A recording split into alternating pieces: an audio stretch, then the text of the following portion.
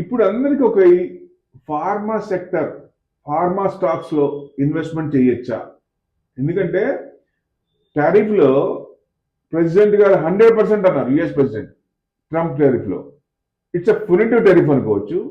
Future లో నిలబడవు, definite గా నిలబడవు, court కొట్టేసే అవకాశాలు ఉన్నాయి. కానీ ఈ లోపల మనకి 100% ట్యాక్స్ ని ఎంతవరకు వేస్తారు? ట్రేడ్ డీల్ జరగాలనుకుంటున్నాం, ఇంకా జరగలే, ఇంకా టైం పట్టేటట్టు ఉంది. సో జనవరిలో అవుతుంది, ఆ క్వాడ్ మీటింగ్ లోపల ఎప్పుడు అవుతుంది? సో అప్పుడు ఆ ట్రేడ్ డీల్ జరిగినప్పుడు ఫార్మా మీద కూడా ట్యాక్స్ ఎత్తేస్తారా లేకపోతే 10 to 15% చేస్తారా అనేది ముఖ్యం. సో డెఫినెట్ గా తగ్గించవచ్చు, లేదా ఫార్మా మీద పూర్తిగా ఎత్తేసే అవకాశాలు కూడా ఉన్నాయి. అది కనుక తీసేస్తే డెఫినెట్ గా ఫార్మా సెక్టర్ బూమ్ అయ్యే అవకాశాలు ఉంటాయి. ఆ న్యూస్ వచ్చినప్పుడు మటుకు ఫార్మా సెక్టర్ పనిష్ అయ్యే ఛాన్స్ ఉంటాయి.